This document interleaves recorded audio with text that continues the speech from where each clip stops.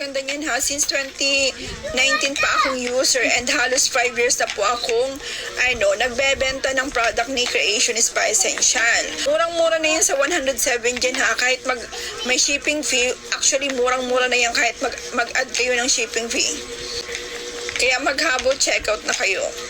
50 grams siya na, pang matagalan mo na siya bago maubos. Ang kagandahan sa malaki, hindi basta-basta mawawala. Talagang madali mo siyang mahanap kasi malaki ang, itong massage shop.